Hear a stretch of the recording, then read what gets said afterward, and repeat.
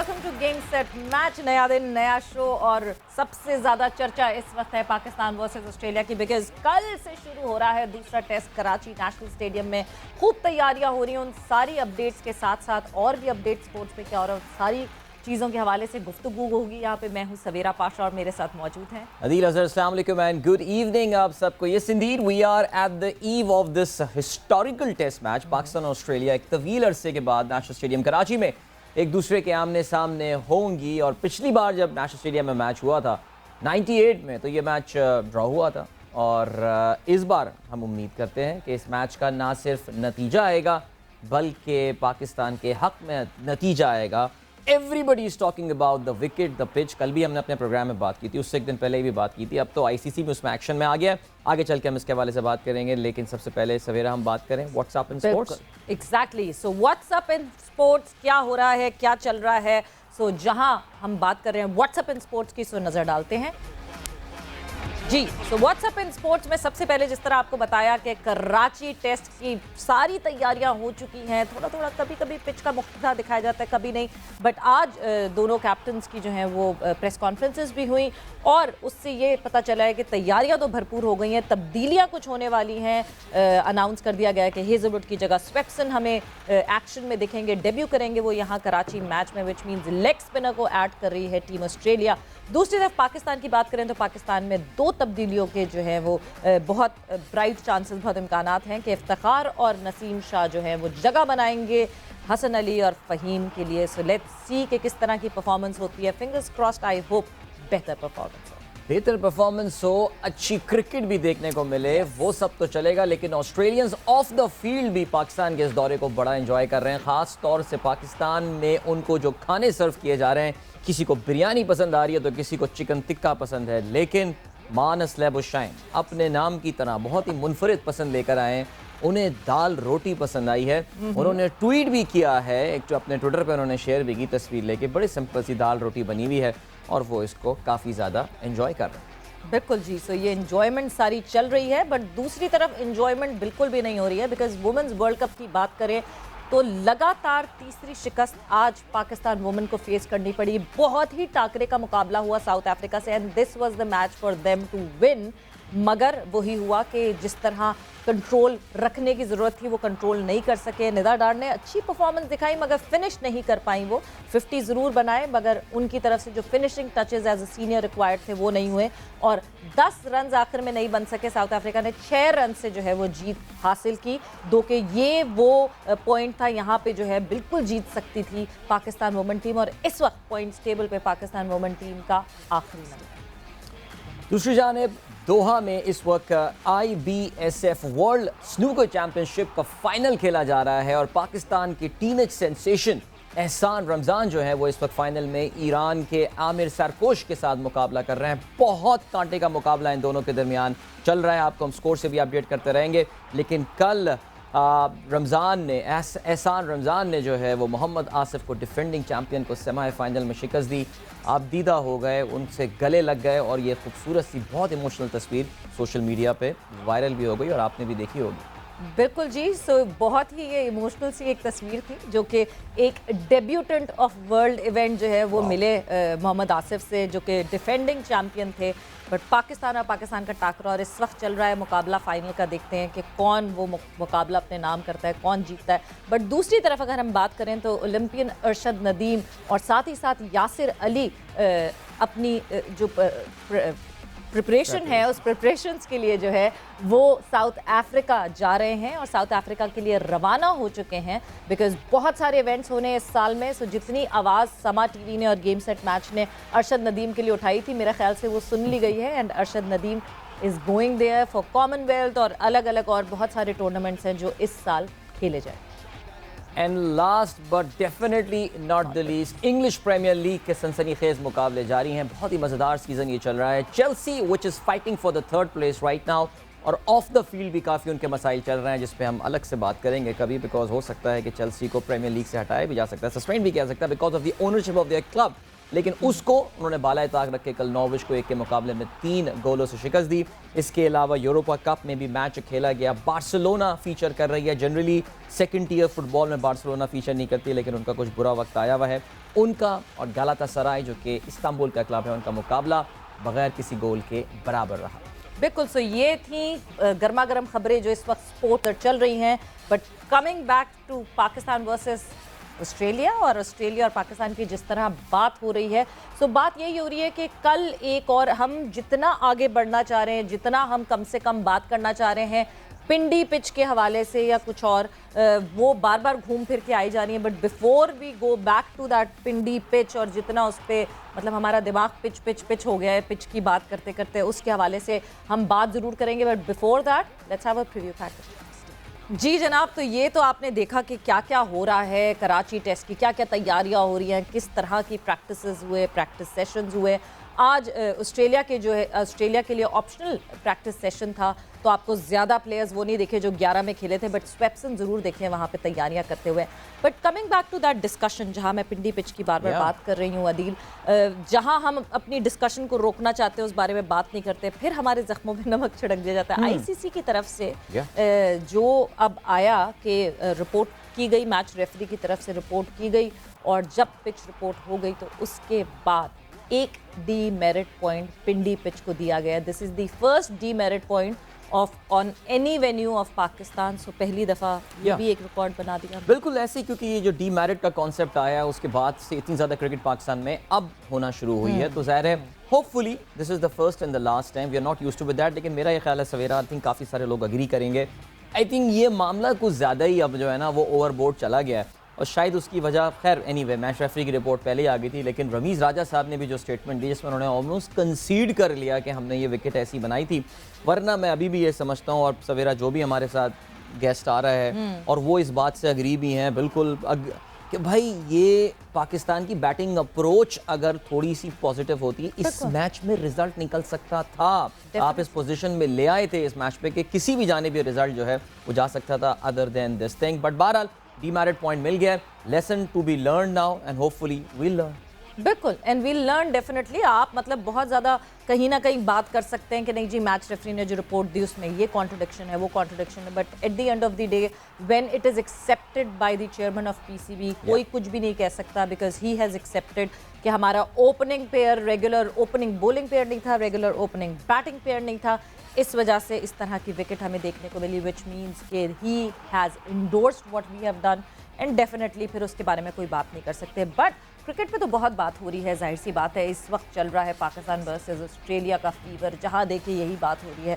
But दूसरे और खेलों में बहुत सब कुछ हो रहा है, और एक सबसे इंपॉर्टेंट चीज़ जो हम बार बार कहते हैं, ग्रास रूट लेवल पे काम करना बहुत ज़रूरी है। पाकिस्तान में बहुत टैलेंट है, रॉ टैलेंट। अभी एहसान रमज़ान की आपने बात की, हमारे वो QS 16 साल के, और ऐसे वो कहते हैं ना पर्दे सारे चीरते हुए फाइनल में पहुंच गए वो, और इस वक्त मुकाबला कर रहे हैं।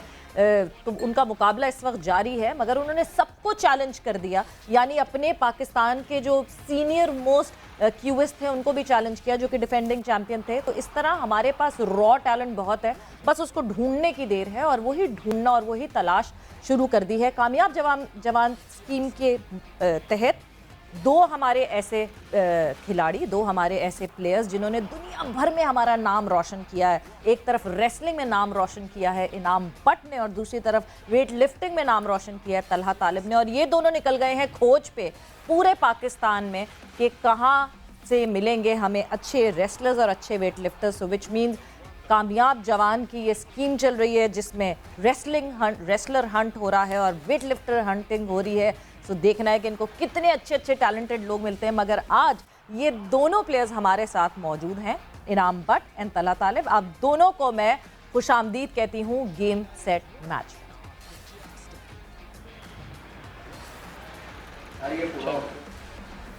बहुत शुक्रिया, थैंक यू जी, थैंक यू जी, बहुत बहुत शुक्रिया आप लोगों का यहाँ गेम सेट मैच में आने का। इनाम, सबसे पहले तो आपसे मैं पूछूंगी कि कितने टैलेंटेड लोग आप लोगों को मिले हैं, कितने टैलेंटेड लोग आप लोगों ने अभी तक ढूंढे हैं जब से ये कामयाब जवान स्कीम का ये प्रोग्राम शुरू हुआ है? Thank you so much Savera for having me on your show. जी बिल्कुल, मैं समझता हूँ कि बहुत ज़्यादा ज़रूरी था। जिस तरह हम अल्हम्दुलिल्लाह रेसलिंग में हम यके बाद दीगरे मेडल जीत रहे थे और पिछले तकरीबन 5-6 साल में हमने 50 से ज़्यादा इंटरनेशनल मेडल जीते हैं। और अल्हम्दुलिल्लाह इसी तरह आपने देखा जिस तरह तलहा ने पूरे पाकिस्तान का नाम रोशन किया और वेट लिफ्टिंग का टैलेंट आपके सामने आया, तो बहुत ज़्यादा ज़रूरी था कि ये वो 2 गेम्स थे जिनमें हमारे पास बहुत सा टैलेंट था, लेकिन उसको तलाश करने की देर थी। तो वज़ीर-ए-आज़म इमरान खान साहब के विज़न को आगे लेके जाते हुए उस्मान डार साहब की क़यादत में हमने जो ये टैलेंट हंट प्रोग्राम का आगाज़ किया है, तो इसको हमने पूरे पाकिस्तान में फैलाया है। और ये पाकिस्तान की हिस्ट्री में पहली दफ़ा हो रहा है कि पूरे पाकिस्तान में एक दफ़ा चेक किया जाएगा कि जो जो डिज़र्विंग खिलाड़ी हैं उनको प्लेटफॉर्म दिया जाएगा और वो बच्चे सामने आएंगे। इस वक्त भी आज अगर मैं बात करूं तो 3 शहरों में हमारे मर्दान में इस वक्त ट्रायल चल रहे हैं। हमारी एक टीम हैदराबाद में है और एक टीम इस वक्त आज़ाद कश्मीर में है। और अल्हम्दुलिल्लाह तीनों जगह से बहुत अच्छी रिपोर्ट्स आ रही हैं, टैलेंट हंट हो रहा है। तो ये बहुत बड़ा एक काम होने जा रहा है मुल्क की तारीख में पहली दफ़ा, और बहुत सारे अच्छे खिलाड़ी ऑलरेडी हमें मिल गए हैं। और अभी जो हमारे मेजर जो सिटीज़ हैं जो रेसलिंग में बहुत ज़्यादा फेवरेट हैं, जिसमें गुजरांवाला है, लाहौर है और इसके साथ साथ बहावलपुर का एरिया है, ये अभी एरियाज़ अभी बाकी हैं जहाँ पर बहुत ज़्यादा हमें टैलेंटेड खिलाड़ी मिलेंगे। और इंशाल्लाह आप देखेंगे कि आने वाले दिनों में यहाँ से हमें बहुत सारे इनाम बट और तलहा तलब मिलने वाले हैं इंशाल्लाह। अच्छा, ये बताइएगा कि ये इतने सारे शहरों में माशाल्लाह जैसे आपने बताया, पहले तो जी बड़ी अप्रिशिएबल ये बात है और मेरे ख्याल से काबिल तहसीन काबिल तारीफ़ बात है कि इस तरह का अक्रॉस पाकिस्तान एक प्रोग्राम चल रहा है। इनाम ये बताइए कि टैलेंट तो आपको हैदराबाद में मिल गया, मर्दान में मिल गया, गुजरांवाला से तो माशाल्लाह ऐसा टैलेंट निकल कर आ रहा है इस वक्त कि क्या बात है। वो हमें अलग से बात करेंगे कि आखिर गुजरांवाला की खुराक में ऐसी कौन से चिड़े आप लोग खा रहे हैं स्पेशल किस्म के जिससे ये टैलेंट निकल कर आ रहा है। लेकिन ये बताइए कि अब टैलेंट जब एक बार आइडेंटिफाई हो गया, अब उसके बाद क्या होना है? इनके कैंप्स लगेंगे, नेशनल लेवल पे कैंप्स होंगे, इंटरनेशनल होंगे, उसके बाद क्या प्रोसेस है? जी बिल्कुल, डेफिनेटली जब मेरी सबसे पहले जो एक मुलाकात हुई उस्मान डार साहब के साथ, तो उन्होंने भी इस बात को रेज़ किया और मेरा भी पॉइंट ऑफ व्यू यही था कि टैलेंट को तलाश तो कर लिया, तो देन इसका क्या होगा। तो उस पर बहुत अच्छी तरह से एक हिकमत अमली बनाई गई कि सबसे पहले हम इन प्लेयर्स को हम देखेंगे, निकालेंगे सिटी वाइज। देन हम इन तमाम जो प्लेयर हैं, हमें 22 अजला से जब प्लेयर हमारे सामने आएंगे, फिर हम इनका प्रोविंशियल लेवल का इवेंट करवाएंगे जिसमें पंजाब लेवल के खिलाड़ी सामने आ जाएंगे, जिसमें सिंध और खैबर पख्तूनख्वा और आज़ाद कश्मीर की जो टीमें हैं वो हमारे सामने आ जाएंगी। और फिर इन जो खिलाड़ियों का एक नेशनल लेवल का दोबारा टूर्नामेंट करवाया जाएगा जिसमें से हमें हमारे टॉप के एथलीट मिलेंगे जो पाकिस्तान में नंबर 1, नंबर 2, नंबर 3 की रैंकिंग पे होंगे।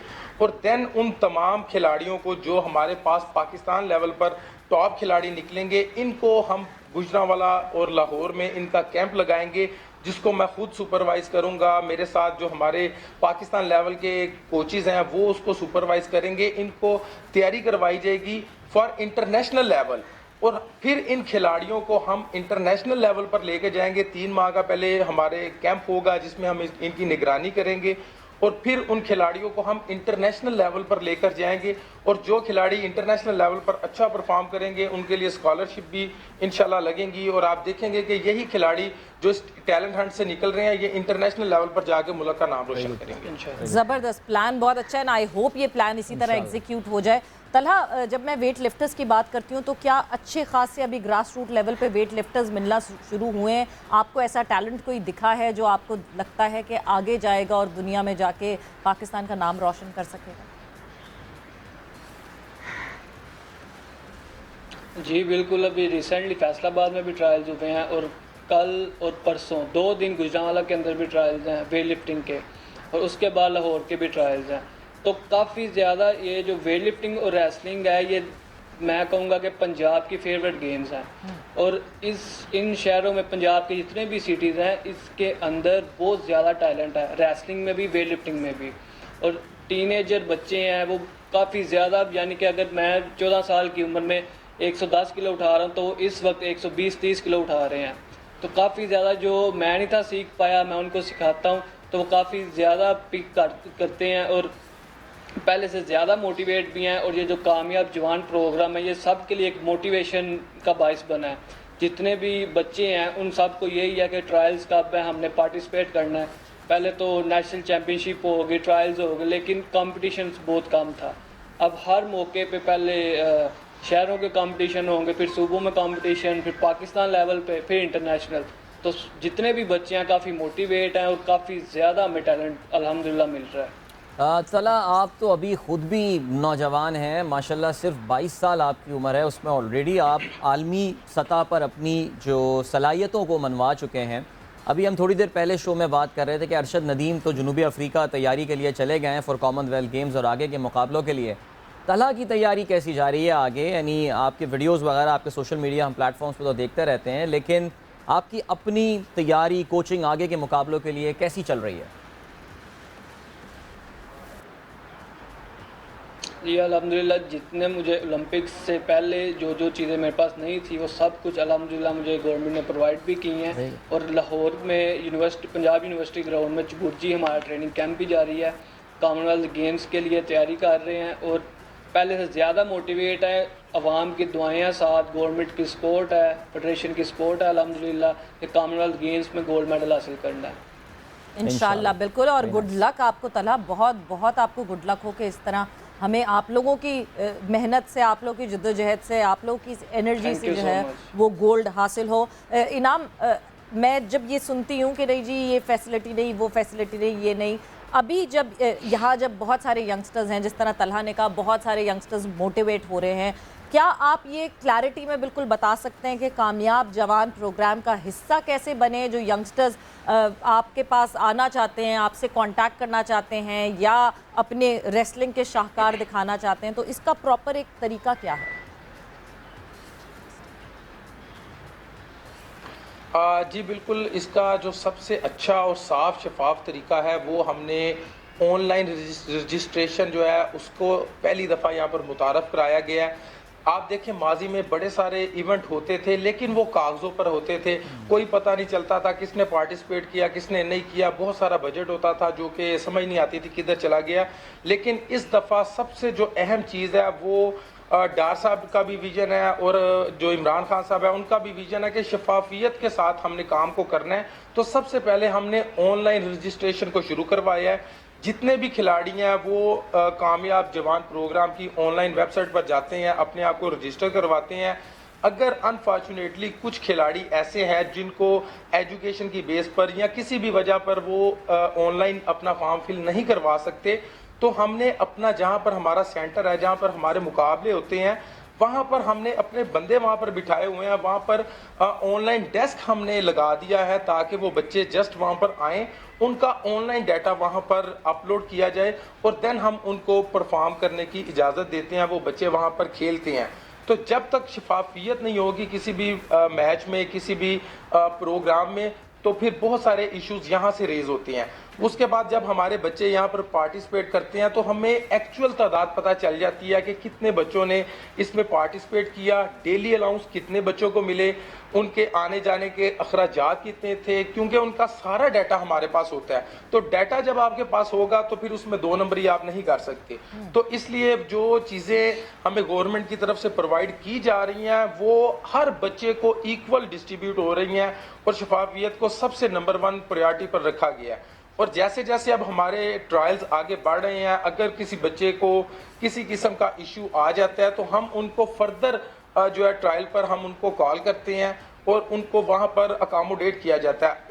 और जो बड़ी अहम बात है कि जो बच्चा रजिस्ट्रेशन करवाता है किसी भी जगह से, वो ऑनलाइन जब हमें उसका फॉर्म मसूल हो जाता है तो हमारी टीम की तरफ से उसको एक मैसेज जाता है कि आपकी फलां डेट को फलां जगह पर आपके ट्रायल्स हैं, तो आप वहां पर आ जाएं। इसलिए ये बहुत ज़्यादा आसान हो गया है।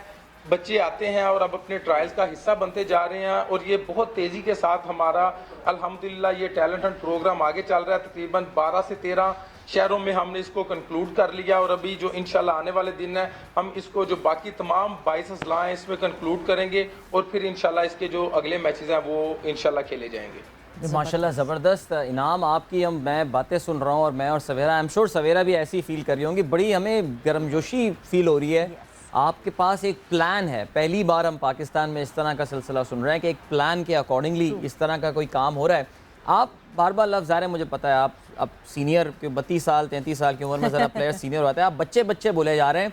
सो ये क्या कोई एज सीलिंग, एक लिमिट सेट की हुई है कि यार आप 16 साल के हों 18 साल के हों तभी आप अप्लाई कर सकते हैं, या किसी भी एज का कोई बंदा आके अप्लाई कर सकता है? 25 26 क्या एज लिमिट लगाई है इसमें?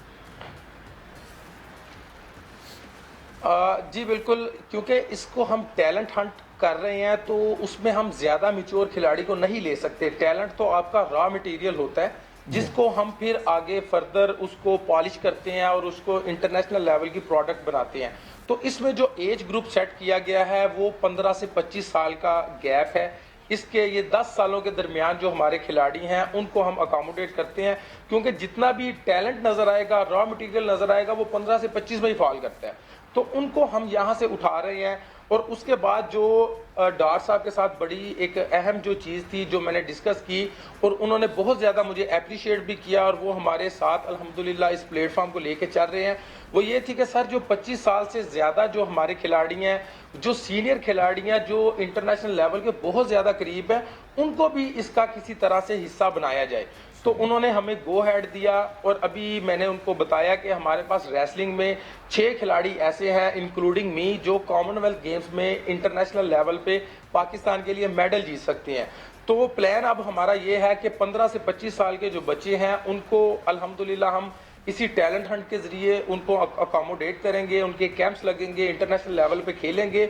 और जो हमारे स्पेशल बच्चे हैं जो इस एज ग्रुप में नहीं आ पाए लेकिन वो इंटरनेशनल लेवल पे परफॉर्म कर रहे हैं, तो उनके लिए भी इंशाल्लाह इंटरनेशनल ट्रेनिंग का बंदोबस्त किया जाएगा। और मैं आपको बताता चलूँ कि इंशाल्लाह आप आने वाले चंद दिनों में देखेंगी कि रेसलिंग की पूरी टीम इंशाल्लाह इंटरनेशनल ट्रेनिंग करेगी और फिर हम इंशाल्लाह परफॉर्म करेंगे जो कॉमनवेल्थ गेम्स है और इंशाल्लाह पाकिस्तान के लिए बहुत से मेडल जीतेंगे इंशाल्लाह। तलहा, जाते जाते आपसे एक और सवाल, जैसे कॉमनवेल्थ गेम्स की बात की, इनाम ने एशियन गेम्स भी होने वाले हैं।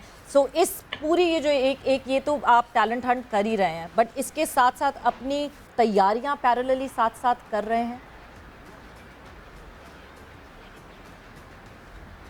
जी बिल्कुल, कॉमनवेल्थ गेम्स भी हैं, इस्लामिक गेम्स भी हैं, एशियन गेम्स भी हैं, और ये 3 मेजर इवेंट्स हैं पूरे पाकिस्तान के लिए। जितने भी इनके पाकिस्तान के एथलीट हैं उन सब के लिए बहुत बड़े मेजर इवेंट्स हैं। और पहले लास्ट कॉमनवेल्थ गेम्स में मेरा ब्रॉन्ज मेडल था, इस बार मैं इंशाल्लाह कोशिश करूंगा कि गोल्ड मेडल जीत सकूं। एशियन गेम्स में पाकिस्तान के लिए आज तक मेडल नहीं आया, तो मैं कोशिश करूंगा कि मैं वहाँ पे भी अल्हम्दुलिल्लाह मेडल जीत सकूं। और इस्लामिक गेम्स में भी तैयारी अल्हम्दुलिल्लाह दिन रात मेरी चल रही है। बस अल्लाह का करम होगा, अल्लाह का फजल होगा तो पाकिस्तान के लिए गोल्ड मेडल हासिल करूँगा। और मिस सवेरा, मैं इसमें ऐड करना चाहूँगा कि जो एक बड़ी अच्छी चीज़ है वो ये है कि इस दफ़ा अल्हम्दुलिल्लाह अब पाकिस्तान स्पोर्ट्स बोर्ड ने हमें बहुत सा ताउन करना हमारे साथ शुरू कर दिया है। हमारा जो नेशनल का जो कैंप है, जितने भी तमाम मोस्टली जो टीमें कॉमनवेल्थ और एशियन में खेल रही हैं, उनका तकरीबन जो मोस्टली टीम्स हैं उनका कैंप स्टार्ट हो गया है। अल्हम्दुलिल्लाह रेसलिंग का भी एक 20 रुकनी जो कैंप है वो स्टार्ट हो गया है लाहौर कोचिंग सेंटर में। पाकिस्तान के टॉप के जो हमारे कोच हैं वो हमें वहाँ पर ट्रेनिंग करवा रहे हैं और इंशाल्लाह बहुत अच्छा कैंप है। बड़ी जल्दी से खिलाड़ी उसमें सीखते जा रहे हैं।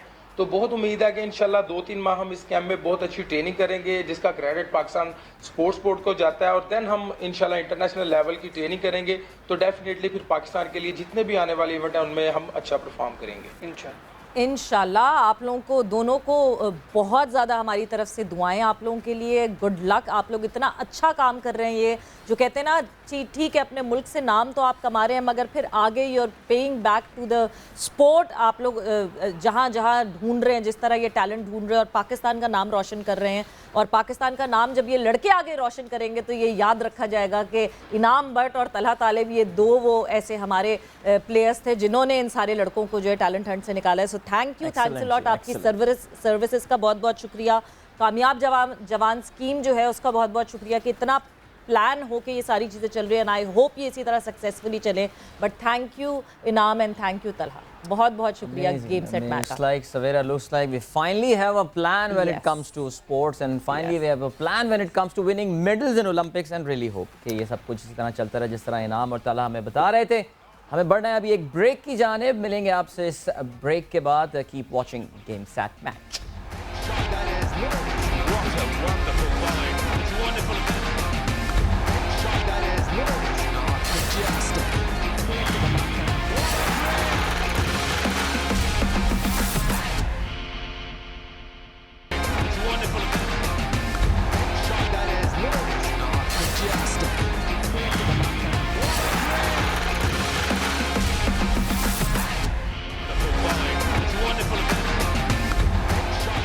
And welcome back to game set match. बहुत ही मज़े की डिस्कशन हो रही थी हमारी ब्रेक से पहले, बिकॉज बात हो रही थी कामयाब जवान स्कीम के हवाले से, और जितना एफर्ट इस वक्त हो रहा है स्पोर्ट्स के लिए ग्रास रूट लेवल पे, मुसलसल बात होती है कि ग्रास रूट लेवल पे चीज़ें होनी चाहिए। अदील, इतना रॉ टैलेंट है हमारे पास, हम एक एक स्पोर्ट से भी रॉ टैलेंट निकालने की कोशिश करें तो कितने हमारे पास जो है, हमारे पास कितने प्लेयर्स और कितने एथलीट्स और कितने ओलंपियंस आ सकते हैं, प्रोबेबल ओलंपियंस हम ढूंढने के लिए पता है पाकिस्तान के एक मशहूर सियासी तज्जिया निगार को और तज्जियाकार को मैं कल ये कहते हुए सुन रहा था कि इमरान खान अच्छे काम कर रहे हैं, उनके बहुत सारे प्लान्स हैं, जिसको थोड़ा सा आप टाइम दीजिए ताकि उसका नतीजा नज़र आए। कामयाब जवान भी हमें ऐसे ही लग रहा है। और ये मशहूर सियासी तज्जियाकार शाहिद खान आफरीदी थे जो कि बादल नाख्वास्ता उनसे सियासत में बात करवाई जाती थी। लाला इस वक्त हमारे साथ मौजूद है। अस्सलाम वालेकुम। अस्सलाम वालेकुम अदील, क्या हाल है? सवेरा, अस्सलाम वालेकुम।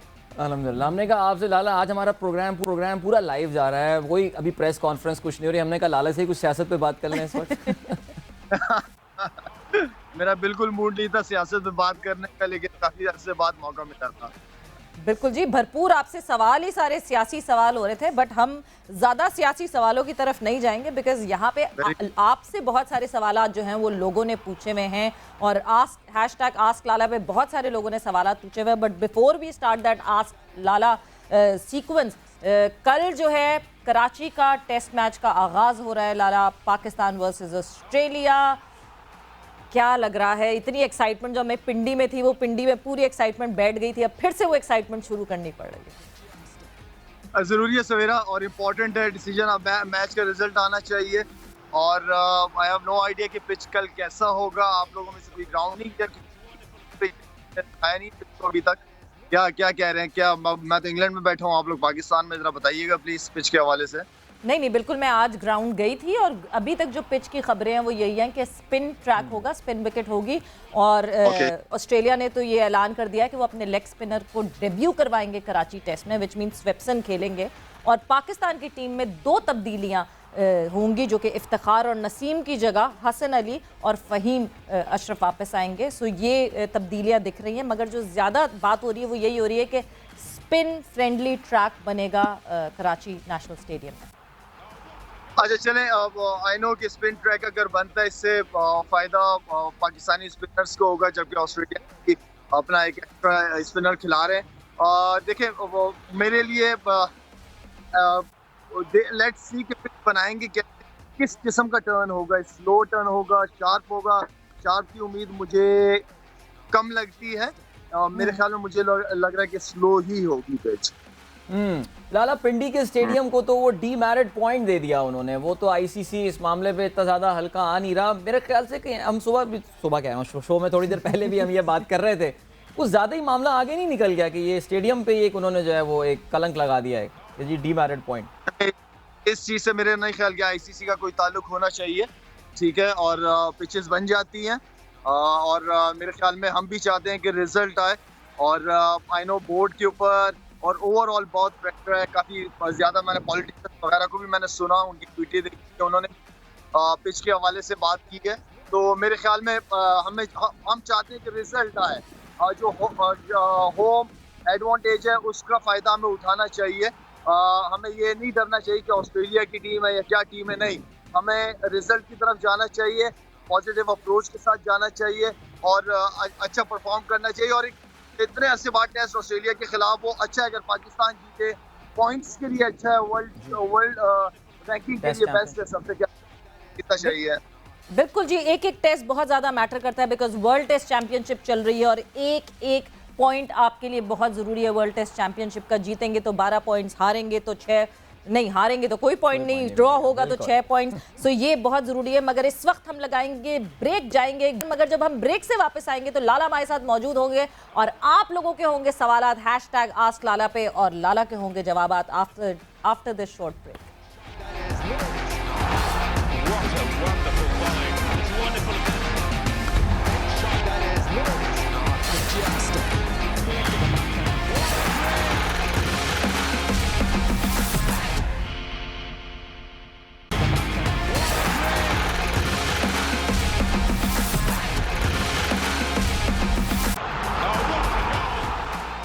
हाँ जी, गेम सेट मैच में एक दफ़ा फिर से खुश आमदीद। और इस वक्त जो है सबसे फेवरेट सेगमेंट जो आप लोगों का होता है #AskLala।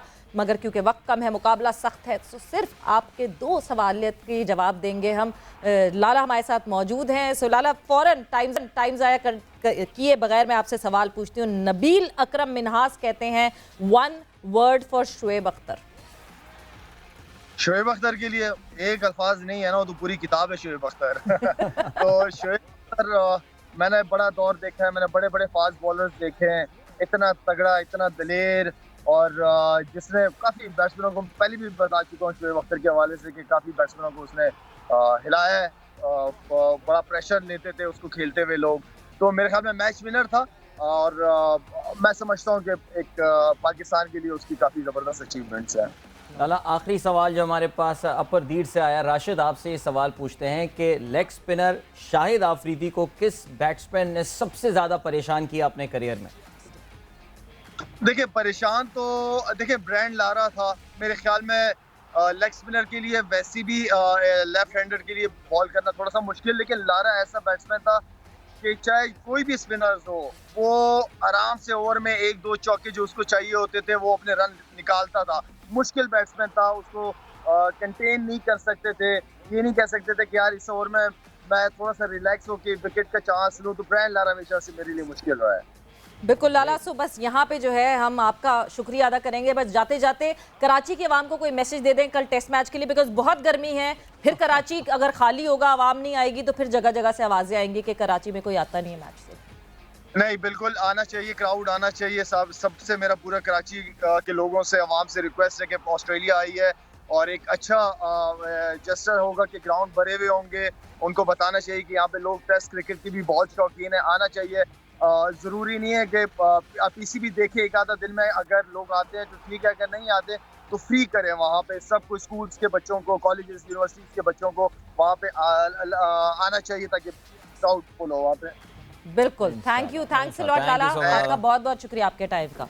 ऑलराइट, सो ये क्राउड इंशाल्लाह, उम्मीद यही है कि आएंगे, कि जो टिकट सेल हो रही है उससे अंदाजा है, lot of people are talking about social media कि उनके पास टिकट वगैरह आ गए। लेकिन याद रहे, कराची पाकिस्तान का सबसे बड़ा स्टेडियम है, इसको भरना वैसे ही ज़रा एक मुश्किल काम होता है। और गर्मी कराची में, today was a high of 36 इन कराची, जिससे आपको अंदाज़ा होगा कि गर्मियाँ आ चुकी हैं। प्रोग्राम के इख्तिताम की जानिब हम बढ़ रहे हैं, लेकिन प्रोग्राम में आज हमने जिक्र किया था, बल्कि कल भी काफ़ी तफसील जिक्र किया था, वर्ल्ड स्नूकर चैम्पियनशिप का फाइनल दोहा में चल रहा है और पाकिस्तान के नौजवान एहसान रिजवान जो हैं वो इस वक्त फाइनल में खेल रहे हैं। रमज़ान इस वक्त फाइनल में खेल रहे हैं and he is down 4 frames to 2, वो इस वक्त डाउन है। ये बेस्ट ऑफ 11 खेला जा रहा है। सो अच्छा आगाज़ लिया था एहसान ने, 2 लगातार जीते, लेकिन फिर उसके बाद द इरानियन स्नूकर इस वक्त उनकी अच्छी फॉर्म चल रही है, आमिर सरकोश की, और 4 सेट्स वो लगातार 4 फ्रेम लगातार जीतने में कामयाब हुए।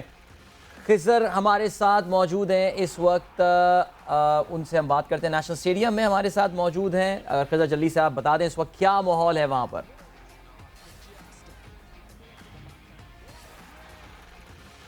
जी बिल्कुल, सब कुछ सेट है मैच के लिए पाकिस्तान और ऑस्ट्रेलिया के दरमियान जो कराची टेस्ट होना है। तो मैं आपको दिखाता चलूं कि इस वक्त मेन बिल्डिंग की छत पर मौजूद हूं और एक जानिब ऑस्ट्रेलियन फ्लैग यहां पर लगा दिया गया है, दूसरी जानिब पाकिस्तानी फ्लैग है। और ग्राउंड का अहवाल भी मैं आपको दिखाता चलूं कि यहां पर तमाम तर तैयारियां मुकम्मल कर ली गई हैं और दोनों ही टीमों ने आज प्रैक्टिस की। ऑस्ट्रेलियन टीम ने ऑप्शनल ट्रेनिंग सेशन में हिस्सा लिया और मुकम्मल तौर पर नेशनल स्टेडियम कराची इस वक्त तैयार है। आप देख सकते हैं वो जो पिच है जो बहुत ज़्यादा डिस्कस हो रही है वो भी तैयार है और कॉम्बिनेशन ऐसा लग रहा है कि 2 स्पिनर और 3 फास्ट बॉलर के साथ रहेगा। ऑस्ट्रेलियन टीम अपने स्क्वाड का ऐलान कर चुकी है, तो पाकिस्तानी जो स्क्वाड है उसमें भी यही कहा जा रहा है अपना जो फाइनल 11 है कि स्पिनर्स और फास्ट बॉलर्स दोनों ही खिलाए जाएंगे, मगर ऐसा लग रहा है कि thank you so much Khizar, thank you so kind of you. कल का आगाज हो रहा है कराची नेशनल स्टेडियम में पाकिस्तान वर्सेस ऑस्ट्रेलिया, दूसरा टेस्ट मैच। हमें आप इजाजत दीजिए, अदील और सवेरा को इंशाल्लाह अगले प्रोग्राम में आपसे फिर होगी मुलाकात। Till then goodbye, God bless and Allah Hafiz.